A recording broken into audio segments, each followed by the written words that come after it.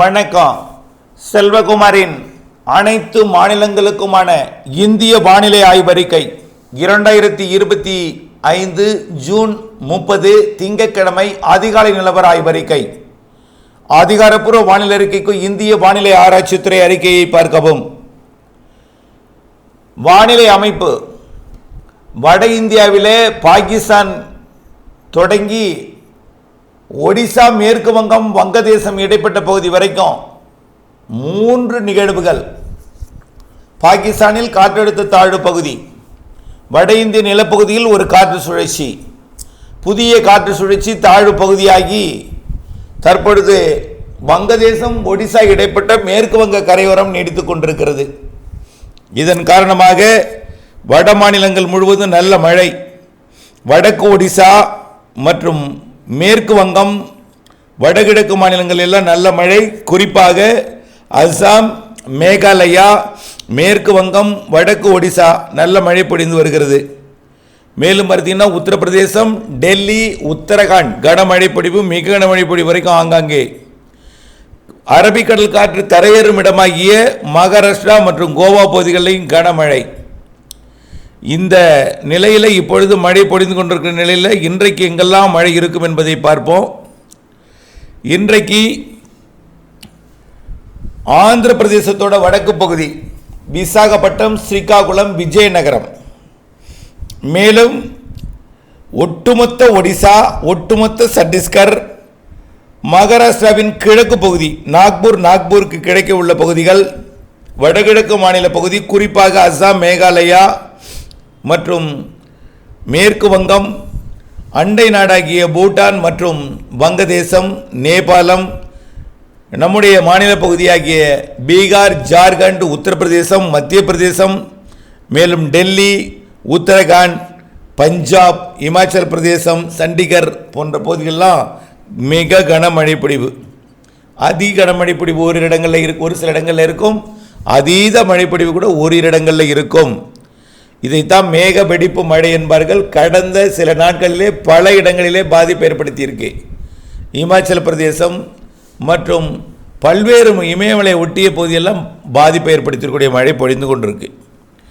அடுத்தபடியாக அரபிக்கடல் காற்று உள்ளே நுழைந்து மேற்கு தொடர்ச்சி மலையில் மழை பெய்யக்கூடிய மாநிலங்கள் மகாராஷ்டிரா கடலோரம், கோவா கடலோரம், கர்நாடகாவின் வடக்கு கடலோரம், கேரளாவிலே சாரல் தூறல் லேசான மழை பொழிகிறது. 29, 30 மற்றும் 1ஆம் தேதி மழை வாய்ப்பு இருக்காது. நேற்று, இன்று, நாளை தமிழ்நாட்டிலே வெப்பச்சலன இடிமழை பொழிவு ஓய்ந்து தென்மேற்கு பருவமழை மட்டும் கேரளாவிலே லேசாக இருக்கும். மீண்டும் அடுத்த சுற்றின் மழை தமிழ்நாட்டிற்கு. தற்பொழுது வங்கக்கடலில் ஒடிசா, மேற்கு வங்கம் இடைப்பட்ட பகுதியில் நீடித்து கொண்டிருக்கூடிய வங்கதேச பகுதி எல்லையோரமாக மேற்கு வங்க பகுதியில் நீடித்து கொண்டிருக்கூடிய காற்றழுத்த தாழ்வு பகுதி உள்ளே நுழைந்து மேற்கு வங்கம், பீகார், ஜார்க்கண்ட், வடக்கு சத்தீஸ்கர், வடக்கு ஒடிசா வழியாக மகாராஷ்டிராவின் எல்லையோரம் மத்திய பிரதேசம் வழியாக பயணிக்கப் போகிறது. சற்று விரிந்த பரப்பிலே இந்த நிகழ்வு அமையும் என்பதனால் தமிழ்நாட்டிலே மீண்டும் 2ஆம் தேதியிலிருந்து வெப்பச்சலன இடிமழை பொழிவும், கேரளா, தமிழ்நாட்டின் மேற்கு தொடர்ச்சி மலைப்பகுதிகளுக்கு மீண்டும் தென்மேற்கு பருவமழையும் 2ஆம் தேதியிலிருந்து தொடங்கப் போகிறது. இந்த நிலையில் இன்றைக்கு அனைத்து வட உள் மாநில பகுதிகளிலையும் மழை பொழிவை கொடுக்கப் போகிறது. குறிப்பாக குவாலியர், நாக்பூர், விசாகப்பட்டினத்திலிருந்து டெல்லி தாண்டி உத்தரகாண்ட் வரைக்கும், டெஹ்ராடூன் வரைக்கும் நிறைய மழைப்பொழிவு காத்திருக்கு. இந்த மழைப்பொழிவு நாளை இன்னும் கொஞ்சம் தீவிரமடையும். நாளைய மறுநாள் மேலும் தீவிரமடையும்.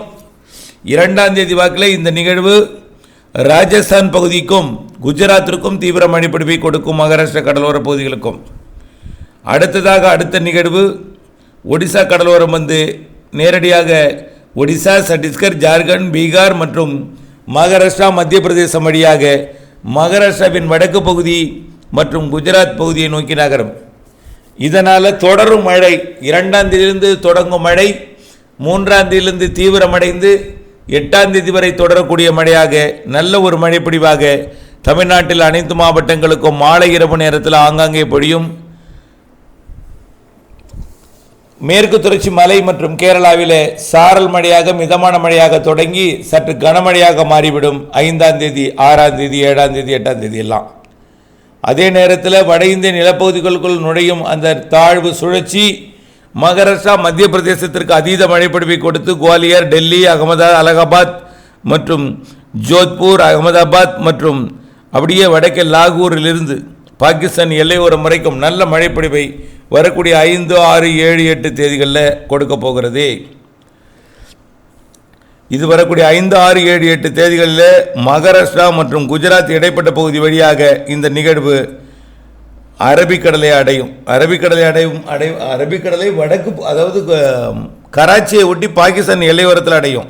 ஆனால் அது போய் ராஜஸ்தான், ஜெய்ப்பூர், ஜோத்பூர் மற்றும் ஒட்டுமொத்த குஜராத்துக்கெல்லாம் நல்ல மழைப்பொழிவை கொடுத்து விட்டு தான் விலகும். இது விலகியதும் அடுத்தது 12ஆம் தேதி வாக்கில் அடுத்த காற்று சுழற்சி உருவாக போகிறது. இது 9ஆம் தேதி வரை இந்த சுற்றின் மழைப்பொழிவு இதில் கிடைத்தாலும் 2ஆம் தேதியிலிருந்து 9ஆம் தேதி வரை நாடெங்கும் கிடைத்தாலும் அடுத்த நிகழ்வு 12ஆம் தேதி உருவாகி 9ஆம் தேதியே உருவாகும். கரையை தொடுவது 12ஆம் தேதி. ஏற்கனவே தென்சீன கடற்பகுதியிலிருந்து வியட்நாம், கம்போடியா, லாவோஸ் மற்றும் மியான்மர் வழியாக வடகிழக்கு மாநிலங்கள் வழியாக வங்கதேசம் வழியாக மேற்கு வங்கத்தை வரக்கூடிய 9ஆம் தேதி ஒரு நிகழ்வு அடைந்திருக்கிறது. இதன் காரணமாக அதுவும் நல்ல மழைப்பொழிவை கொடுக்கும். வங்கக்கடல் நிகழ்வும் இரண்டும் ஒன்றிணைந்து தீவிரமடைந்து மீண்டும் அடுத்த சுற்று தென்மேற்கு பருவமழையை 12ஆம் தேதியிலிருந்து தொடக்கி தீவிரப்படுத்தும். ஆகவே நாடெங்கும் இன்னும் ஒரு 25 நாட்களுக்கு, 25 நாளுங்கிறது நான் வட மாநிலங்களில் கண்டிப்பாக பரவலாக தினசரி மழை இருக்குங்கிறத சொல்கிறேன். படிப்படியாக தற்பொழுது ஒடிசாவின் வடக்கு பகுதி, மேற்கு வங்க பகுதியில் அமைந்திருக்கக்கூடிய நிகழ்வுகள் இப்போ சூரியனின் குத்துக்கதிர் ஜூன் மாதம் 21ஆம் தேதி கடகரேகை அடைந்தது. கல்கட்டா கிட்டத்தில் உள்ள கற்பனை கோடாம் கடகரேகை அடைந்தது. 23 டிகிரி வட அட்சரேகை அடைந்தது. இன்று 30ஆம் தேதி, அதாவது கடந்த 9 நாட்களாக அங்கிருந்து மெல்ல தெற்கு நோக்கி திரும்ப தொடங்கி இருக்கிறது. இதனால் படிப்படியாக சூரியனின் குத்துக்கதிர் எங்கெல்லாம் விடுகிறதோ அங்கே தாழ்நிலை அமையும். ஒடிசாவின் மையப்பகுதிக்கு 12ஆம் தேதி நிகழ்வும், ஒடிசாவின் தெற்கு பகுதிக்கு இம்மாத இறுதி நிகழ்வும், ஆந்திர பிரதேசத்தின் வடக்கு பகுதிக்கு ஆகஸ்ட் நிகழ்வும், ஆந்திர பிரதேசம் தெற்கு ஒடிசா, ஆந்திர பிரதேசம் ஒடிசா இடைப்பட்ட பகுதியில் ஆகஸ்ட் நிகழ்வுகள் உருவாகி நல்ல மழைப்பொழிவை கொடுக்கும் என்று எதிர்பார்க்கப்படுகிறது.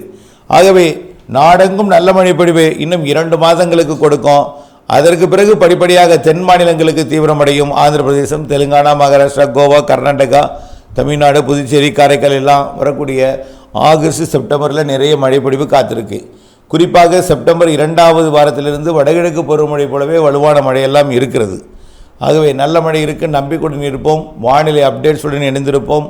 வானிலை மாறுதலிருந்து துல்லியம் அறிந்து திட்டமிட்ட வேளாண்மை செய்து லாபம் அடைவோம். இணைந்தே இருங்கள் அப்டேட்ஸுடன். நன்றி.